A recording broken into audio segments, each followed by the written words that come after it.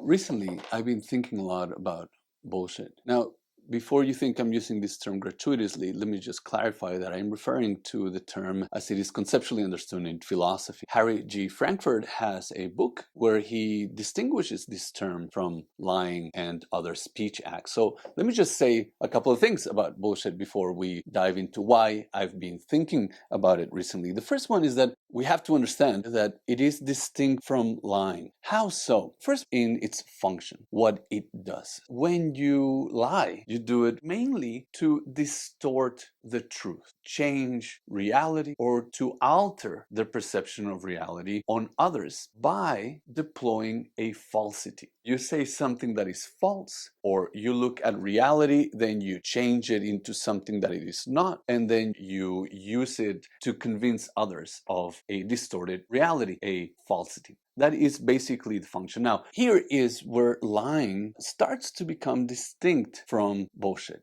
When it comes to bullshit, the function is to build an image in you about the person speaking, or build an image in your head about a specific event and or how to read it. What happens here is that when somebody's lying, there's a very straightforward mechanism to fight it. Most of us don't like lying anyway. You want to avoid it, and when somebody lies to you, you want to fix that and or you want to address it. Okay, so how do you do that? Very straightforwardly, you point towards the facts. You point towards the truth. You point toward what is the case, or you point towards reality. Here is a distorted version of reality. Here is a changed truth. Here is a falsity. Well, bring in a truth, confront it, and the evidence by itself would win, or you would show that this is indeed not the case, and therefore you don't have to ascribe to it, you don't have to believe it, etc.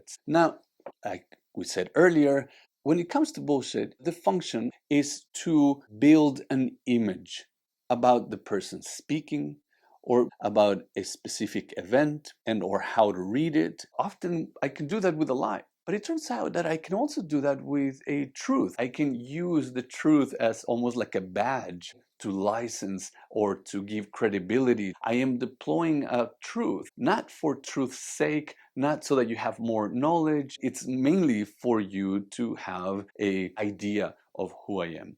And that's bullshit.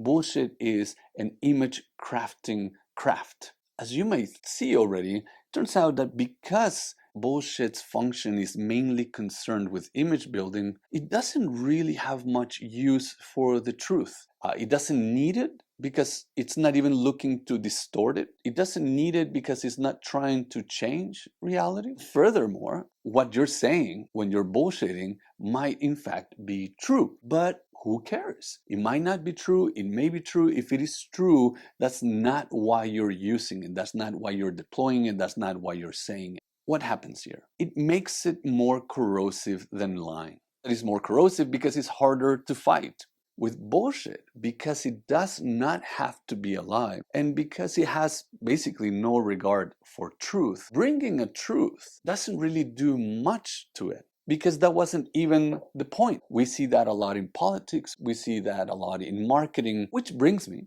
to why I've been thinking about bullshit. Everything that I've said before right now is in Harry Frankfurt's book. You should read it, by the way. It's very tiny, it's actually very cheap, and it does for a beautiful coffee table conversation starter.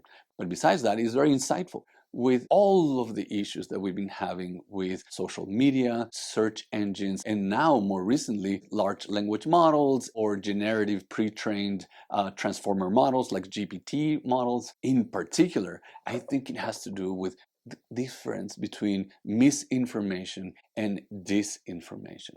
So it turns out that when people were worried about search engines or social media distribution of information, a lot of the times people are worried about falsities being spread. They're worried about the fact that some people will deploy misinformation. So misinformation is simply information that has a falsity within it, right? It's not true, it's false. What do you do when you have false information online? fact checking. So you get a piece of information, then you go and check with actual events. The facts don't check, and what you're saying is false. Therefore, we ought not to believe it. But what happens with the sibling of misinformation, mainly disinformation? What happens when something is still being deployed for nefarious purposes or with some sort of rhetorical function to convince, to move, to nudge, but it includes only truths? It turns out that when this happens, then we have no straightforward way of fighting it. In particular, the fact checkers are not going to help us at all. And we have to reimagine what it is that we're fighting,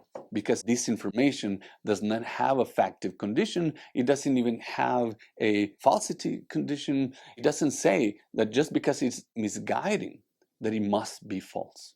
A couple of repercussions follow as well. If disinformation does not require a falsity, and disinformation has a function of either image building or perception crafting, then it might be like bullshit. More importantly, it might be something that we haven't noticed, that we ourselves are also propagating.